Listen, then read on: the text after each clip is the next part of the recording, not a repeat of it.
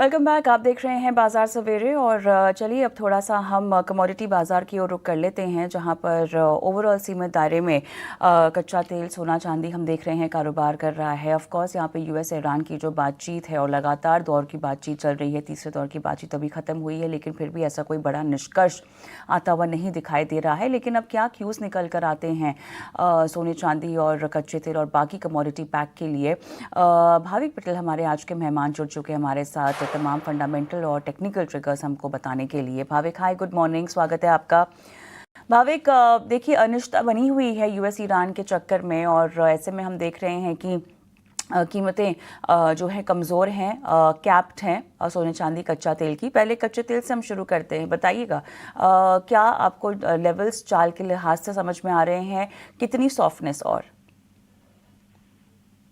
Good morning Kavita ji. देखिए कच्चे तेल में हमने काफी वॉलेटिलिटी देखी, जहां पे हमने नियरली 2% का करेक्शन भी देखा और उसके बाद रिकवरी भी देखी, क्योंकि ईरान की तरफ से स्टेटमेंट आया कि जो टॉक्स है वो काफी सीरियस थे और कहीं ना कहीं नेक्स्ट वीक भी जिनेवा में वापस से टॉक होने वाली है।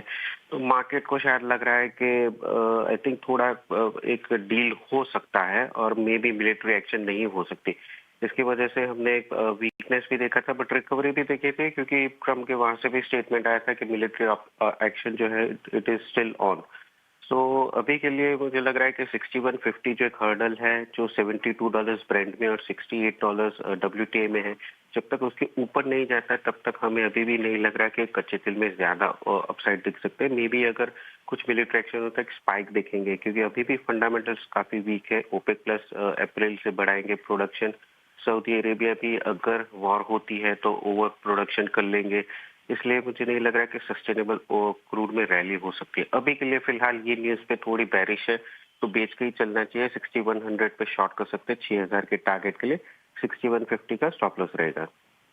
चलिए, शॉर्ट करके चलने की सलाह कच्चे तेल में यहाँ पर आती हुई दिखाई दे रही है और बहुत ही अपसाइड कैप्ड लग रहा है। भाविक, सोने चांदी को लेकर भी क्या इसी तरह की चाल की उम्मीद करनी चाहिए हमें?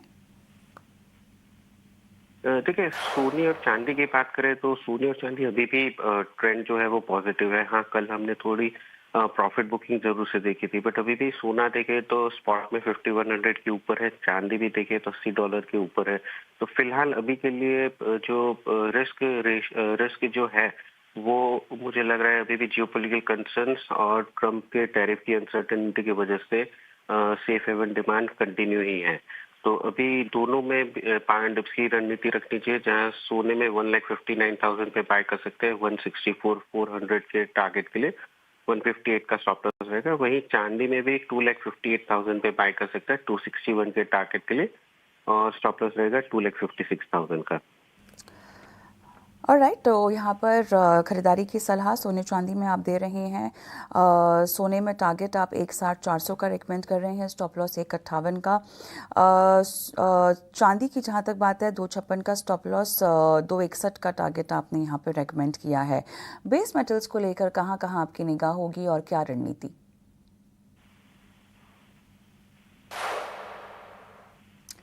भाविक, क्या आपको मेरी आवाज़ आ रही है? देखिए, बेस मेटल्स की बात करें तो आई थिंक बेस मेटल्स में अभी भी कॉपर जो है और सारे बेस मेटल्स है थोड़े वीक लग रहे हैं। इन्वेंट्रीज अगर देखें एलएमई में तो बढ़ रही है, और चाइना का ओपन हुआ मार्केट, बट अभी भी डिमांड जो है वो थोड़ी सुस्त है। एल्यूमिनियम मुझे लग रहा है सबसे वीक काउंटर है, काफी इन्वेंट्री बढ़ रही है और अभी डिमांड भी थोड़ी वीक है। तो मुझे लग रहा है एल्यूमिनियम में शॉर्ट करके चल सकते हैं। 313 पे शॉर्ट कर सकते हैं 310 के टारगेट के लिए। स्टॉप लॉस रहेगा 315 का। एल्यूमिनियम में यहाँ पर आपने शॉर्ट करने की सलाह दी है, टारगेट 310, स्टॉप लॉस 315 का। और राइट भाविक, हमारा समय समाप्त हुआ, लेकिन शुक्रिया आप जुड़े और कमोडिटी पैक पे आज रणनीति बताई दर्शकों को। इसी के साथ बाजार सवेरे को हम यहीं पर समेटेंगे।